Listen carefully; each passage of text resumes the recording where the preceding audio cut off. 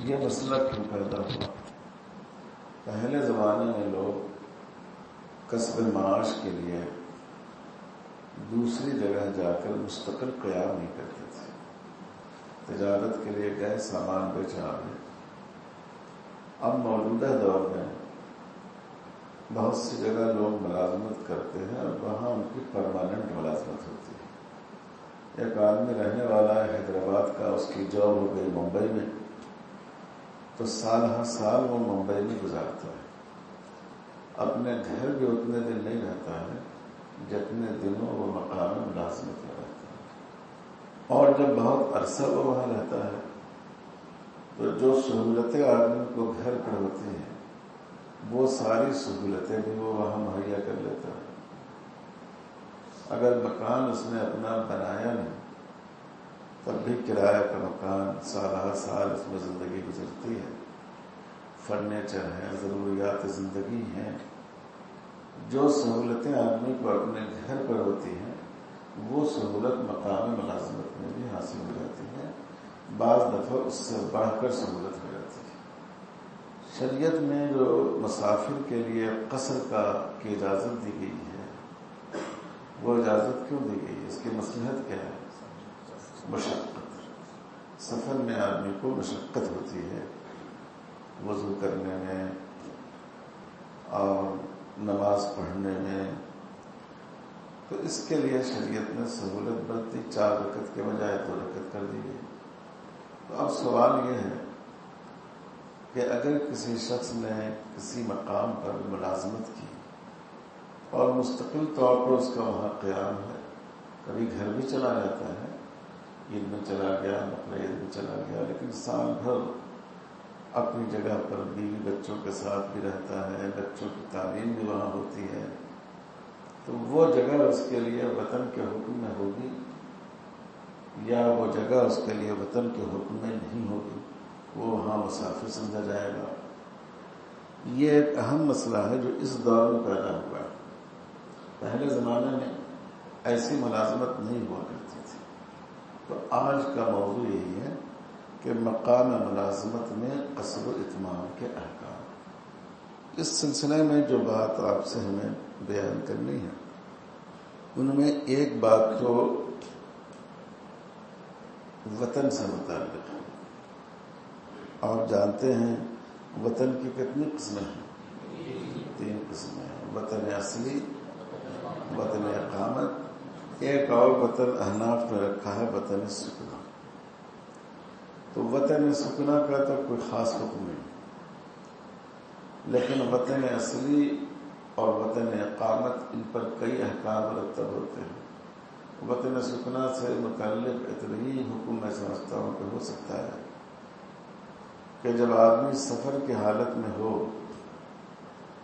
تو یہ جو سنن ہیں وہ اس کے لیے مستحب کے درجے میں آ جاتی ہیں۔ جو سنن مؤکدہ ہیں ان کو بھی آپ چاہے پڑھیں یا نہ پڑھیں،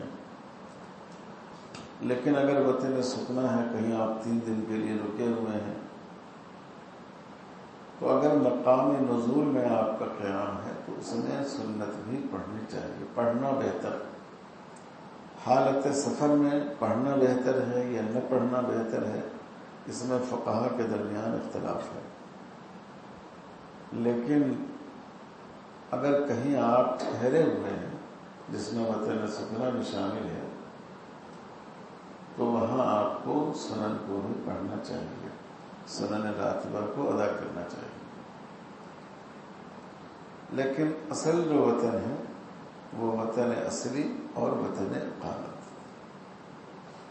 وطن اصلی میں وہ تمام سہولتیں ہوتی ہیں کہ آپ اس میں یعنی سہولت نہیں، تمام احکام کا لزوم ہوتا ہے۔ نماز آپ کو 4 رکعت پڑھنی ہوگی، روزے آپ کو رکھنے ضروری ہوں گے، وغیرہ ذالک۔ وطن اقامت میں بھی وہ احکام ہوتے ہیں جو احکام کس میں ہوتے ہیں؟ وطن اصلی میں ہوتے ہیں۔ اب وطن اقامت کی تعریف میں فقہا کے درمیان اختلاف ہے۔ بعض فقہا کے نزدیک 4 دن کے قیام سے وطن اقامت ہو جاتا ہے، اگر 4 دن قیام کی نیت کر لی تو اس کے لیے وہی احکام ہوں گے جو احکام وطن اصلی میں ہوتے ہیں۔ دوسری رائے یہ ہے کہ 10 دن کا قیام اس سے وطن اقامت بنے گا۔ تو اگر 10 دن آدمی کسی جگہ ہے تب اس کے لیے وطن اصلی کے احکام جاری ہوں گے، ورنہ سفر کے احکام باقی رہیں گے۔ تیسری رائے فقہائے احناف کی ہے۔ ہمارے نزدیک کتنی مدت ہے اقامت کی؟ 15 دن۔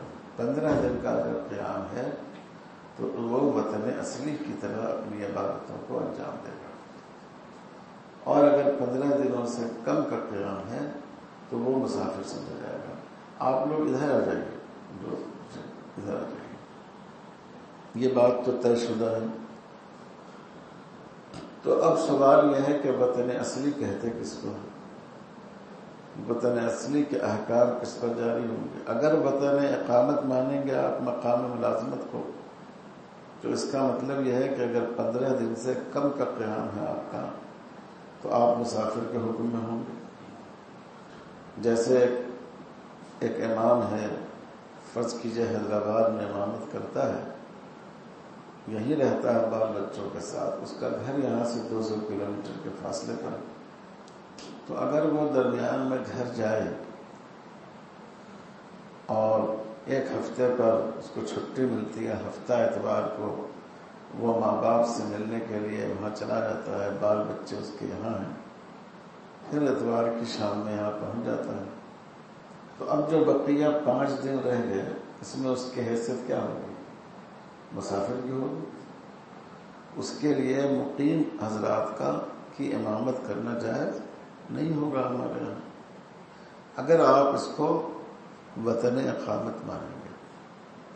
اور اگر ایک آدمی اپنے بال بچوں کے ساتھ یہاں ہے، ساری ضروریات ہیں اس کا جو وطن اصلی تھا وہ 200 کلومیٹر کے فاصلے پر ہے، وہ ہر ہفتے جا کر ملاقات کر کے آ جاتا ہے، تو اگر اس کو وطن اصلی مانیں گے تو وہاں بھی وہ 4 رکعت نماز پڑھے گا، یہاں بھی 4 رکعت نماز پڑھے گا، اور وہ یہاں آنے کے بعد جو مقیم حضرات ہیں ان کی امامت کرنے کا بھی مجاز ہوگا۔ تو اس لیے وطن اصلی یہی متعین ہونا ضروری ہے کہ وطن اصلی کہیں گے کس کو۔ تو اب آپ دیکھیے وطن اصلی کی تعریف یہاں آ گئی۔ الوطن الاصلی هو موطن ولادته او تأهله او توطنه۔ وطن اصلی وہ جگہ ہے جہاں وہ پیدا ہوا ہو اور اس جگہ سے اس کا تعلق باقی ہو، یا جہاں وہ بال بچوں کے ساتھ، یعنی جہاں اس نے شادی کی ہو اور وہاں رہنے کا ارادہ ہو، یا جس کو اس نے اپنا وطن بنا لیا ہو، جہاں اس نیت سے رہ رہا ہو کہ ہم یہیں قیام کریں گے۔ اس کو زیادہ وضاحت کے ساتھ موسوعۃ الفقہ الاسلامی میں بیان کیا گیا ہے۔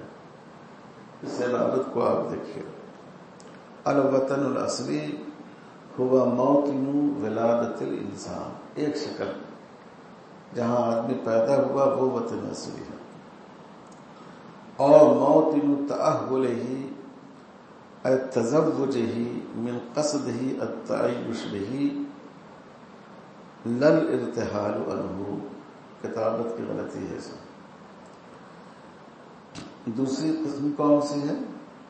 وطن دوسری شکل یہ ہے کہ وہاں اس نے شادی کی ہو، اور شادی اس نیت سے کی ہو کہ اس کو یہیں زندگی گزارنا ہے، یہاں سے جانا نہیں ہے، اس جگہ کو چھوڑنا نہیں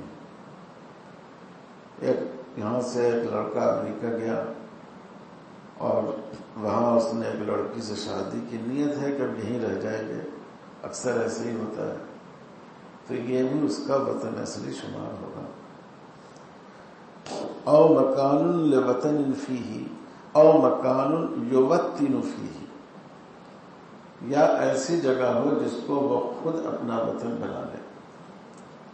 اے عزم علی القرار فیہ لل ارتحال عنہ، جہاں اس کا ارادہ ہو کہ ہم یہیں رہیں گے، وہاں سے جانے کا ارادہ نہیں ہو، وہیں قیام کرنے کا ارادہ ہو. لم یتأہل بہ، چاہے وہاں اس نے شادی نہیں کی. بات سمجھ میں آئی؟ کسی آدمی کا گھر ہے حیدرآباد، اس کے سسرال ہے لکھنؤ، دونوں میاں بیوی رہ گئے دلی میں، تو یہاں پیدا بھی نہیں ہوا ہے وہ، یہاں اس نے شادی بھی نہیں کی، لیکن اب انہوں نے ارادہ کر لیا ہے کہ ہم کو یہاں رہنا ہے، یہیں مکان لے لیا، یہیں بودباش اختیار کر لی، چاہے مکان نہیں لیا ہو، تو یہ بھی وطن اصلی کہلائے گا. تو وطن اصلی کس کس وجہ سے ہوتا ہے؟ 3 وجہوں سے. نمبر 1 تبلد، نمبر 2 تأہل، بشرطے کہ وہاں سے جانے کا ارادہ نہ ہو، نمبر 3 توتر، آدمی خود کسی جگہ کو اپنا وطن بنا لے. اب ایک سوال یہ ہے کہ کیا ایک آدمی کے کئی وطن اصلی بھی ہو سکتے ہیں؟ یہ مسئلہ اس سوال سے جڑا ہوا ہے. ایک آدمی پیدا ہوا حیدرآباد میں، حیدرآباد میں بھی اس کا گھر ہے، لیکن وہ یہاں سے ممبئی گیا، وہاں اس نے جاب کر لی، اب اپنے بال بچوں کے ساتھ وہی رہتا ہے. حیدرآباد سے بھی تعلق توڑا نہیں ہے، اس میں آتا جاتا رہتا ہے، لیکن مستقل قیام کہاں ہوتا ہے؟ ممبئی میں ہوتا ہے. تو اب یہ 2 جگہیں ہو گئی، تو کیا یہ دونوں وطن سمجھ جائیں گے؟ یا ایک آدمی حیدرآباد کا رہنے والا ہے، اس نے شادی کر لی ناگپور میں، وہاں اس نے زمین جائیداد بھی خرید لی، یہاں بھی اس کی زمین جائیداد ہے، تو یہ دونوں وطن اصلی ہو سکتے ہیں یا نہیں ہو سکتے ہیں؟ ہو سکتے ہیں. حیدرآباد وطن اصلی ہوگا تبلد کی وجہ سے، یہاں پیدا ہوا اور اس سے اس نے اپنا تعلق باقی رکھا ہے. ناگپور اس کے لیے وطن اصلی ہوگا تبتل کی وجہ سے، کیونکہ اس کو اس نے اپنا وطن بنا لیا. تو یہ معلوم یہ ہوا کہ وطن اصلی میں تعدد ہو سکتا ہے، ایک وطن اصلی دوسرے وطن اصلی کے منافی نہیں ہے. چنانچہ آپ دیکھیں، روی انہ کان لعثمان رضی اللہ تعالی عنہ اہل بمکۃ واہل بالمدینۃ وکان یتم الصلاۃ بہما جميعا. حضرت عثمان غنی رضی اللہ تعالی عنہ کی 2 بیویاں تھیں، ایک مکے میں تھی اور ایک مدینہ میں تھی. تو مکہ کو بھی وہ اپنا وطن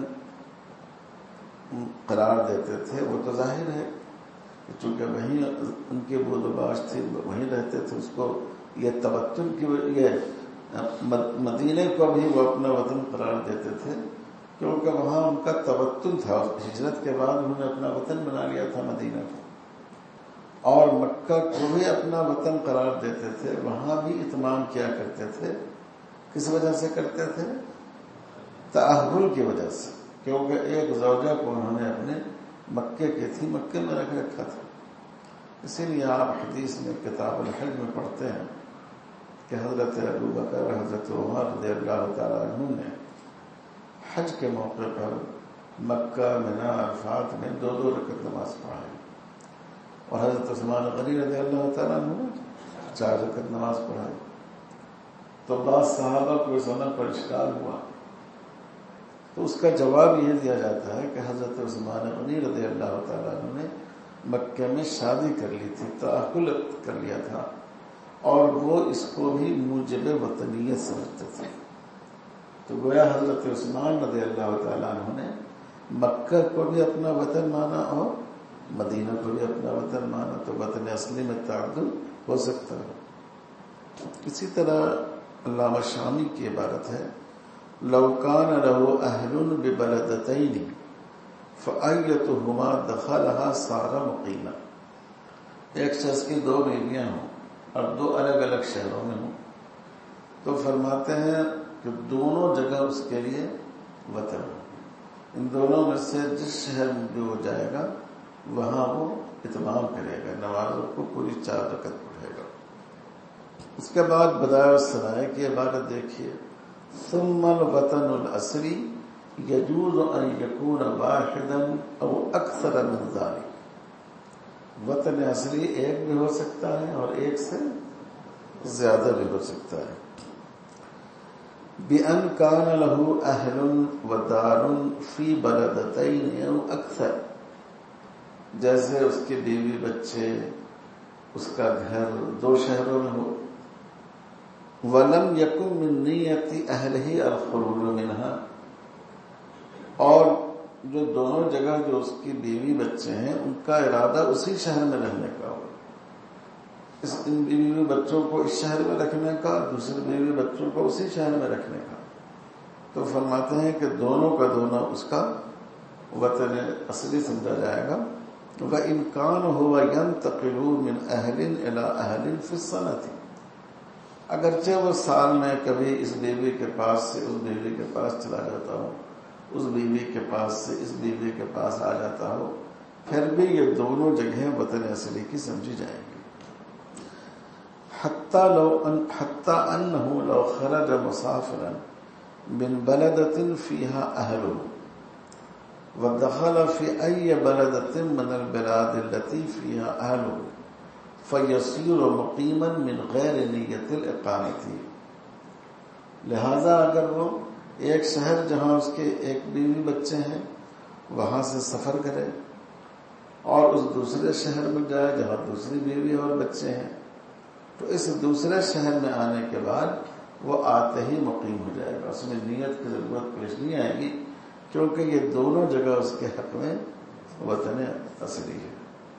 تو اب یہ بات سمجھ میں آئی کہ وطن اصلی بننے کی بنیادیں کتنی ہیں؟ 5 یا 6؟ کتنی بنیادیں ہیں؟ 3 ہیں. نمبر 1 تولد، نمبر 2، نمبر 3. دوسری بات یہ معلوم ہوئی کہ وطن اصلی میں تعدد ہو سکتا ہے، ایک سے زیادہ وطن اصلی ہو سکتے ہیں. اب ان دونوں کے بعد اس مسئلے کو سمجھنا آسان ہوگا کہ آدمی اگر کسی جگہ رہتا ہو، ملازمت کرتا ہو، مستقل وہاں رہ گیا ہو، چاہے اپنے گاؤں سے اس کا تعلق باقی ہو، تو اب سوال یہ ہے کہ وہ جو گاؤں ہے جہاں وہ رہتا ہے اس کا کیا حکم ہوگا.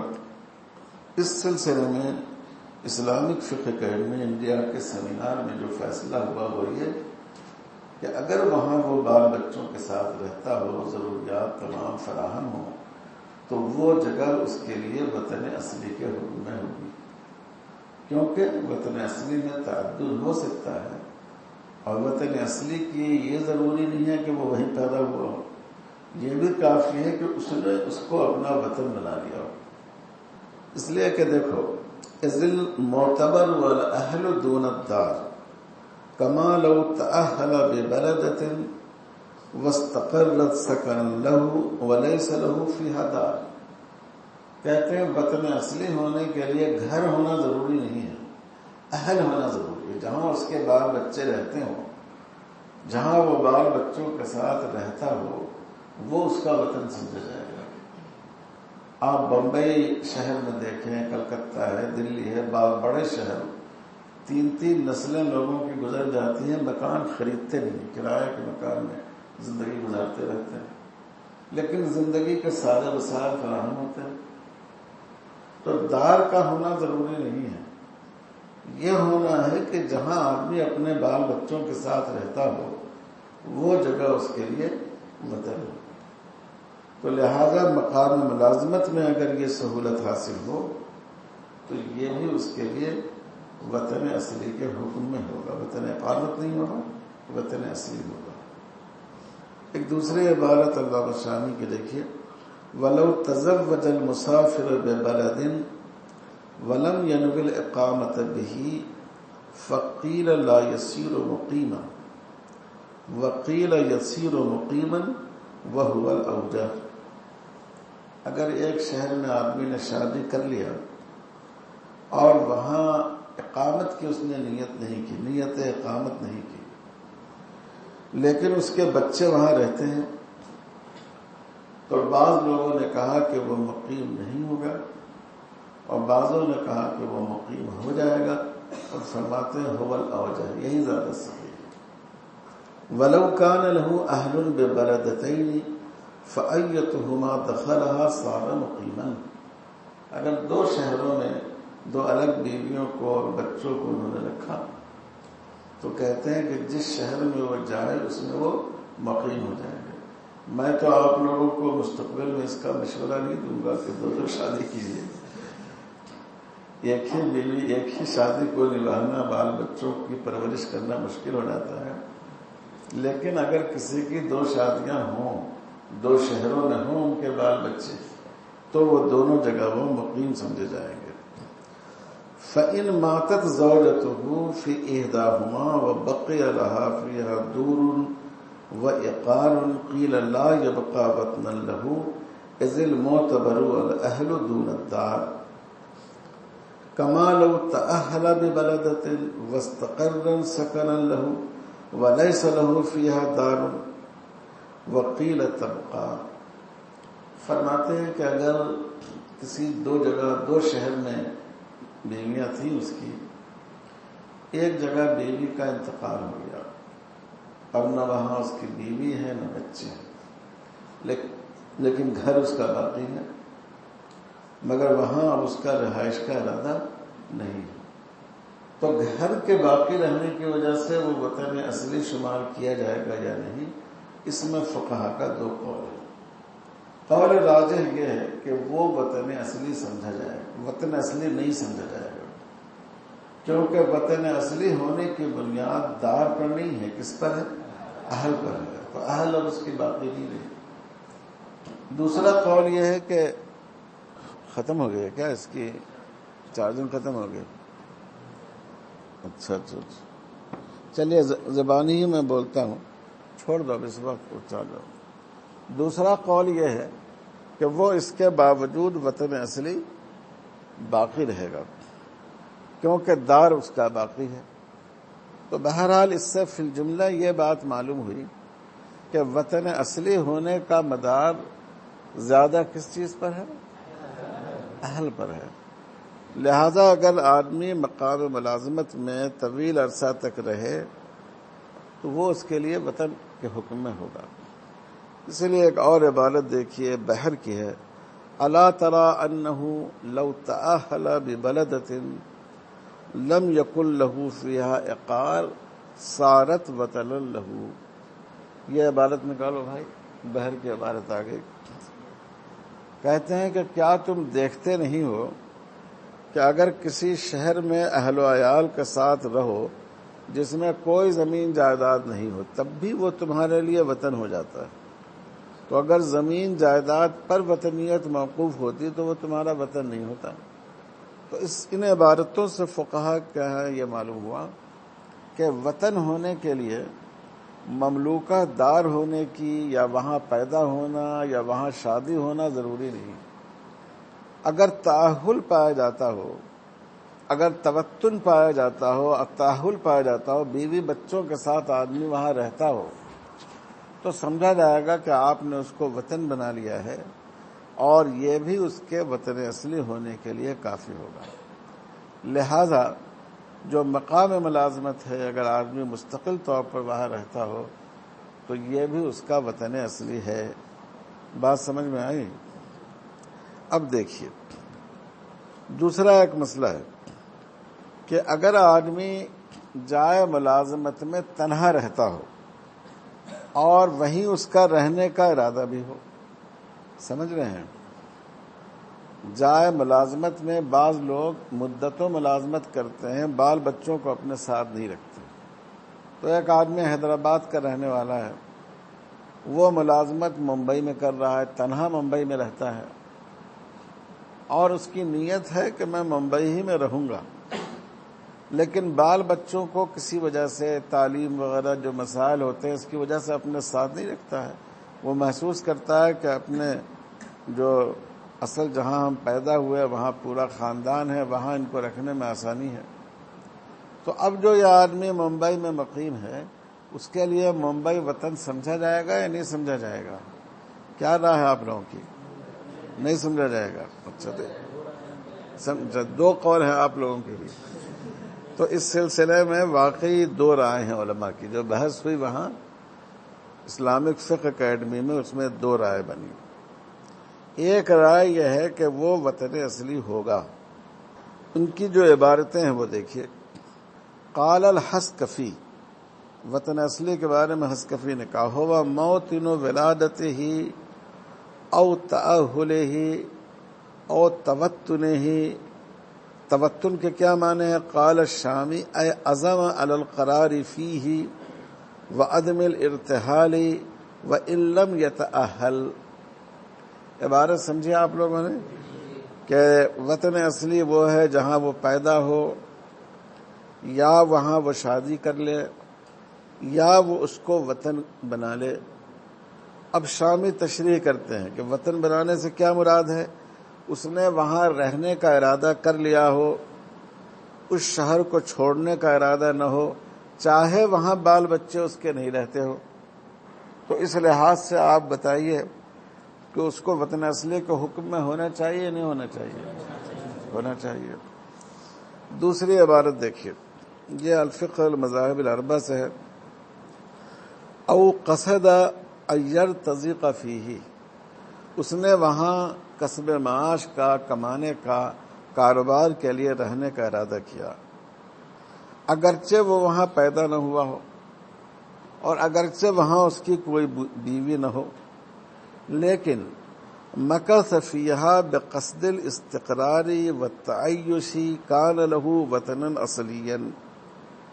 وہاں روزگار کے لیے ہو، نہ وہاں اس کے بچے ہوں، نہ وہاں اس کی شادی ہوئی، نہ وہ خود وہاں پیدا ہوا ہے، لیکن وہاں اس ارادے سے وہ رہ رہا ہے کہ ہم کو مستقل یہاں رہنا ہے، یہی زندگی گزارنا ہے، تب بھی وہ اس کے لیے وطن اصلی ہو جائے گا. یہ ایک موقف ہے. دوسرا موقف یہ ہے کہ یہ وطن اصلی نہیں ہوگا. ان کے لیے فقہا کی عبارت دیکھیے، شامی کی عبارت دیکھیے. لو نقل اہلہ ومتاعہ ولہ دور فی البلد لا تبقى وطنا لہ وقیل تبقى. اگر اپنے بال بچوں کو وہاں سے منتقل کر دے، سامان بھی وہاں سے منتقل کر دے، فرنیچر بھی منتقل کر دے، اس شہر میں اس کا مکان ہو، تو مکان تو ہے، اہل و عیال نہیں ہے، سامان وامان نہیں ہے، تو لا تبقى وطنا لہ، تو وہ جگہ اس کے لیے وطن نہیں ہوگی. معلوم یہ ہوا کہ اگر بیوی بال بچے نہیں ہوں، زندگی کے اسباب وہاں نہیں ہوں، تو وہ وطن نہیں ہوگا. لیکن دوسرا قول ہے وقیل طبقہ کہ وہ باقی رہے گا. دوسری عبارت دیکھیے، مولانا عبدالحی صاحب رحمۃ اللہ علیہ کی ہے، وَوَطْنُ الْإِقَامَةِ مَا يَنْوِي فِيهِ الْإِقَامَةَ 15 يَوْمًا فَصَاعِدًا. یہ تو ظاہر ہے کہ وطن اقامت وہ ہے جہاں 15 دن یا اس سے زیادہ رہنے کا ارادہ ہو. وَلَمْ يَكُنْ مَوْلِدُهُ، اور وہ جگہ اس کی جائے پیدائش نہیں ہو. وَلَا لَهُ أَهْلٌ بِهِ، اور وہاں اس کے اہل و عیال بھی نہیں رہتے ہوں، بال بچے بھی نہیں رہتے ہوں. تو دیکھیے اس کو بھی کیا مانا جائے؟ اس کو وطن اقامت مانا گیا، وطن اصلی نہیں مانا گیا. اگر وہاں اس کے بال بچے نہیں رہتے ہوں اور اہل و عیال نہیں رہتے ہوں. تو دونوں قول یہاں موجود ہے، اور اسی لیے اس میں دونوں رائے ہیں جو وہاں فیصلے ہوئے ہیں. لیکن میرا خیال یہ ہے کہ اس میں پہلی رائے کو ترجیح دی جانی چاہیے، اس لیے کہ یہ اہل اگرچہ اس کے نہیں ہے وہاں، لیکن وہ خود تو وہاں اس نے رہنے کا ارادہ کر لیا ہے. تو آدمی کے تنہا آدمی کسی جگہ کو اپنا وطن بنا سکتا ہے یا نہیں بنا سکتا ہے؟ ایک آدمی کے بیوی کا انتقال ہو گیا، بچے نہیں ہیں، اور وہاں اس نے اس کو اپنا وطن بنا لیا، تو وہ وطن اس کے لیے ہوگا یا نہیں ہوگا؟ تو پہلا قول راجح معلوم ہوتا ہے کہ وہ اس کے حق میں وطن اصلی ہو جائے گا اگر اس نے وہاں مستقل طور پر رہنے کا ارادہ کر لیا. اور بہت سے لوگ تجربت کی زندگی گزارتے ہیں اور وہ کسی شہر میں ارادہ کر لیتے ہیں کہ اب ہم کو پوری زندگی یہی گزارنی ہے، ہمارے بال بچے ابھی ہیں، وہ لوگ پڑھ رہے ہیں، لکھ رہے ہیں، بعد میں آخر میں ہم ان کو بھی بلا لیں گے شہر میں، ایسی نیت ہوتی ہے، لیکن فی الحال وہ اپنے بچوں کو ساتھ نہیں رکھتے ہیں، تو اس کو بھی وطن اصلی کے حکم میں ہونا چاہیے۔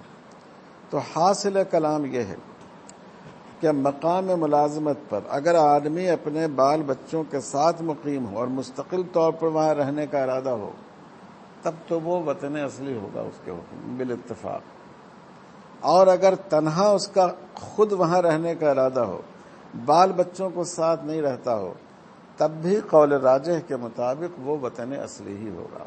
اور جہاں قصر اور اتمام میں اختلاف ہو جائے تو احتیاط کس میں ہے؟ اتمام ماننے میں اس کو مقیم ماننے میں احتیاط ہے، تو اس کے پیش نظر بھی اس قول کو ترجیح ہونی چاہیے۔ بات سمجھ شریف میں آ گئی آپ لوگوں کے؟ چلیے ایک مسئلہ یہ ہو گیا، ایک مسئلہ کیا اور بھی ایک مسئلہ